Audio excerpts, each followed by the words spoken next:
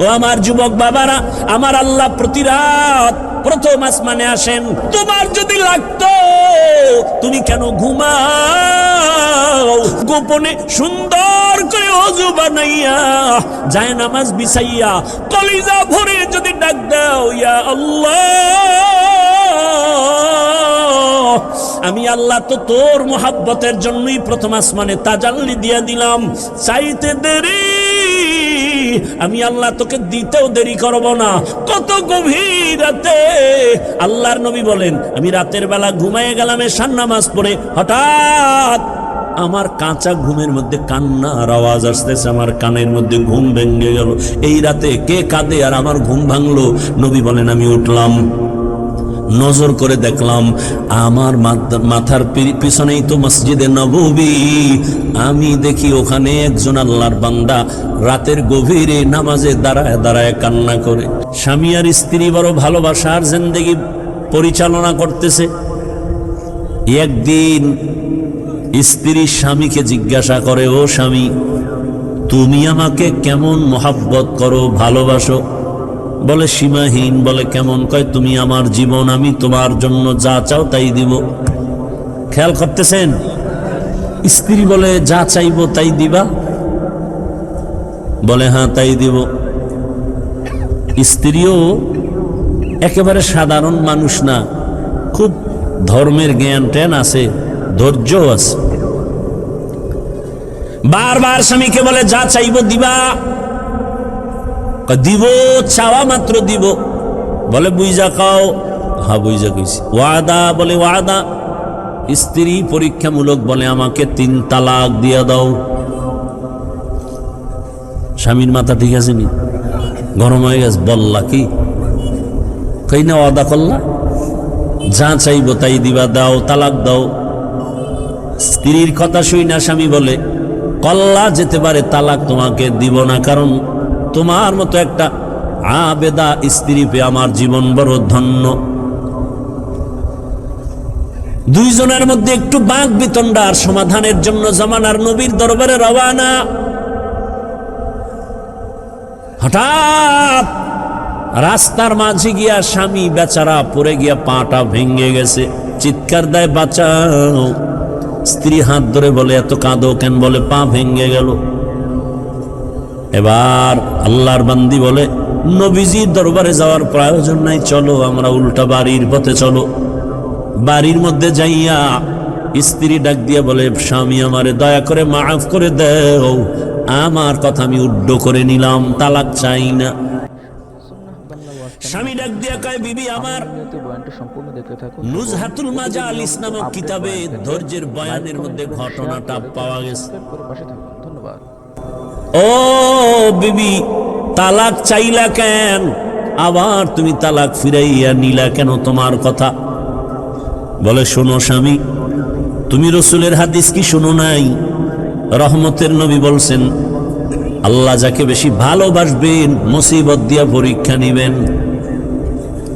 আমি তোমার ঘরে যত বছর সংসার করেছি, একটা মুসিবত তোমার ঘরের মধ্যে আমি দেখি নাই। কোনদিন তুমি মুসিবতে পড়ে আহ শব্দ বলো নাই। আমি বুঝলাম যেখানে মুসিবত নেই সেখানে রহমত নাই, যেখানে রহমত নাই সেখানে আমিও থাকতে চাই না, তালাক চেয়েছি। হঠাৎ রাস্তার মাঝে গিয়ে তুমি পড়ে গেছো, তোমার পা ভেঙ্গে তুমি চোখের পানি ছেড়ে কান্না করেছ। মুসিবত, আমি বুঝতে পেরেছি রহমত নাজিল হয়েছে। মুসিবত আসছে, যেখানে মুসিবত আছে সেখানে রহমত আছে, আর যেখানে রহমত আছে আমিও সেখানে আছি। या इलाही मुझसे मुझको दूर कर, ताकि देखो मुझ में तुझको एक नजर।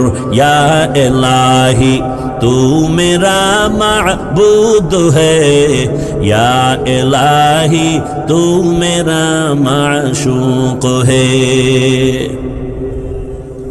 আল্লাহ যাকে বেশি ভালোবাসবেন তাকে মুসিবত দিয়া পরীক্ষা নিবেন। অন্য হাদিসের মধ্যে নবী বলেন, আদ দুনিয়া সিজনুল মুমিন ওয়া জান্নাতুল কাফির। দুনিয়াটা মুমিনের জন্য জেলখানা, বেঈমানের জন্য শান্তির জায়গা, বালাখানা। যত শান্তি দুনিয়ায়, মুমিন কখনো শান্তি পাবে না।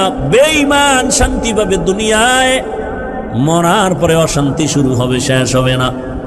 আর মুমিন কষ্ট করবে দুনিয়ায়, মরণ পড়ে এমন শান্তি শুরু হবে, আর কোনোদিন শেষ হবে না। দুনিয়ায় শান্তি, পরকালে কষ্ট বেঈমানের জন্য। দুনিয়ায় কষ্ট, পরকালে শান্তি মুমিনের জন্য। তবে মুমিন যদি আল্লাহর উপরে ভরসা করে, যদি একটু আখেরাতের লাইনে আগাইতে থাকে, দুনিয়ায় বান্দা সম্মান পাবে, বোনাস। কি সমস্যা ভাইরা আমার? আল্লাহ যাকে বেশি মোহাব্বত করেন তাকে মুসিবত দিয়া পরীক্ষা নেন। এইরকম হাজার উদাহরণ যদি টানি, সারা রাত চলে যাবে।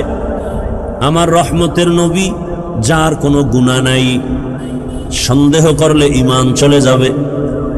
আল্লাহ যাকে স্পেশাল করে বানাইছেন, মুসা নবী আল্লাহর বন্ধু, ঈসা নবী আল্লাহর। এই উঠা বসা করেন কেন? এই না,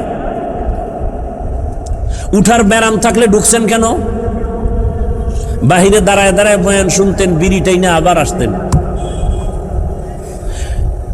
এত বুঝানোর পরেও নিজেরও ক্ষতি করেন, উম্মতেরও ক্ষতি করবেন। আপনার দীর্ঘ টাইম বসার অভ্যাস না থাকলে আপনি কেন বসেন ভিতরে? আপনি বাহিরে চেয়ার দিয়ে বসে বসে বয়ান শুনেন। আমি তো শুরুতেই বলছি, আমি বয়ান তো ওই গতানুগতিক ওই বক্তা হিসাবে বয়ান করি না, কলিজার ভালোবাসা দিয়ে বয়ান করি। মুখস্থ বয়ান না, আল্লাহর উপরে ভরসা করে বলতেছি। কি বয়ান করবো তা তো আমি রেডি করে আসি নাই। আউযুবিল্লাহ ঢুকছি, জেহেন ঘুরাইছি, কি আয়াতটা পড়বো। এই বছর এই আয়াত দিয়ে বয়ান শুরু করি না, আজকে পড়ে ফেললাম। আজকে এই আয়াতটা নতুন পড়লাম। অন্য বছর এই আয়াতের উপরে অনেক বয়ান করেছি। এরপরে আয়াতের উপরে কি বয়ান হবে তাও তো আমার জানা নেই। একের পর এক কথা আসতেছে আসতেছে আসতেছে। বক্তার এলেমের বাহাদুরিতে বয়ান হয় না, ভালো করে মনে রাখবেন। ছোট ছোট কিছু কথা বলি মনে রাখবেন। বক্তার আমল আর এলেমের বাহাদুরিতে ওয়াজ হয় না। এর মূল চাবি আল্লাহর রহমত আর অন্তরে শ্রোতাদের অন্তরের ভালোবাসা, মোহাব্বত। এই দুইটা এক থাকলে বয়ান হয়। আপনারা আমার বয়ান বের করার ফোকাস। এখন ওইটা বুঝাইতে গেলে আরো যাইবে 20 মিনিট। একজন উঠছে, দিছে ব্যাস লাগায়, আমার নজর তো চারোদিকে। কে হাত উঠায়, কে বসে, কে ঘাড় এদিক সেদিক করে, নজর তো দিক চলে যায়। পারি না, আমার এই অভ্যাসই নেই, করুন না বয়ান। আপনারা শুনতেছেন, আমার ঠেকাটা কি? হেদায়েতের মালিক তো কোনো বান্দার হাতে আল্লাহ চাবি দেন নাই, এত পেরেশানি কেন? বৈশেই তো সেই বয়ান করছে। রসুলের মতো ব্যক্তির বয়ানে আবু জাহিল্লা বাচ্চা যদি কালেমা না পড়ে, আমি কে? রসুলের বয়ান, যার চেহারা দেখলে গুনাহ মাফ, সেই রসুলকে টানা 13 বছর দেখার পরে যে বেঈমান কালেমা পড়ে না, আমি কে? আমি তো মানুষই না। বক্তা হয়েছি ঠিক, মাওলানা হয়েছি ঠিক, মানুষ হতে পারি নাই। মানুষ হওয়া ভিন্ন জিনিস। আর রহমান আল্লামাল কুরআন খলাকাল ইনসান, এই বয়ান যেখানে করেছি সেখানে বলেছি মানুষ কাকে বলে। আল্লাহ বলছেন মানুষ কারা? এই মানুষ আল্লাহর কাছে মানুষ না, আল্লাহর দরবারের মানুষগুলো আলাদা। কোন মানুষ? আল্লাহ বলে দিছেন আর রহমান আল্লামাল কুরআন খলাকাল ইনসান। বিস্তারিত এখানে আলোচনা। আল্লাহর কাছে কোন মানুষ জান্নাত পাবে? মাগরিবের পরে বয়ান করছি গোপালগঞ্জের একটা এলাকায়, ভরপুর মানুষ। সেখানে একটা হাদিস বলছি, যেহেতু কথা টানে চলে আসছে 1 মিনিটে শুধু একটু বলতেছি। আবু হুরায়রা রাদিয়াল্লাহু তাআলা আনহু থেকে একটি সহিহ হাদিস বর্ণিত। হাদিসের হাও জানে না, সহিহ সহিলা এলাফায়। রসুল কোনদিন বলে যান না এই হাদিস সহিহ, এটা সহিহ না। এটা বর্ণনাকারী মুহাদ্দিসিনে কেরাম তাদের মতামত। রসুল যদি একটা ছোট্ট বিন্দু কথা বলেন, সেটাও আমার কাছে 7 আসমান 7 জমিন থেকেও দামি। সেই ভালোবাসা থাকতে হবে রসুলের প্রতি। আবু হুরায়রা বলেন, কিয়ামতের দিন 3 জন ব্যক্তি সবার আগে জাহান্নামে ঢুকবে। সবার আগে 3 জন। 3 জন মানে 3 দল। কয় দল? 3 দল। কিন্তু ব্যক্তি হিসাবে উল্লেখ তিনজন। কেমন তিনজন? দুনিয়ার সব জ্ঞানীরা বলবে এরা তিনজন জান্নাত যাবে বিনা হিসাবে, কিন্তু আবু হুরায়রা বলেন রাসূল বলেছেন তিনজন সবার আগে জাহান্নামে ঢুকবে। আবু হুরায়রা এই হাদিসটা বলতে গিয়া একজন সাহাবীকে শুনাইতে গিয়া 3 বার বেহুশ হয়ে গেছেন। কয়বার? 3 বার বেহুশ হয়ে গেছেন। সেই 3 ব্যক্তিকে দুনিয়ার জ্ঞানীরা বলে তারা বিনা হিসাবে জান্নাতি, আর আল্লাহ বলবে শিকল লাগায় জাহান্নামে ঢুকা। এর মধ্যে প্রথম ব্যক্তি যুদ্ধের ময়দানের গলা কাটা শহীদ, যে ইসলামের ময়দানে কাফেরের মোকাবেলায় যুদ্ধ করে শহীদ, আল্লাহ তাকে বলবে রে জাহান্নামে ঢুকা। দ্বিতীয় আমার মতো মাওলানা, আল্লাহ বলবে এই মাওলানা দিকে, দুনিয়ার মানুষ তোর বয়ান শুনছে, তোরে এলেম দিছিলাম, কি করছো? আল্লাহ যে ওয়াজ করছি, দাওয়াত দিছি, মানুষ তো তাই জানে, আমি তো ভিতরেরটা জানি। মানুষ তো তোর উপরেরটা জানে, আমি তো ভেতরেরটা জানি।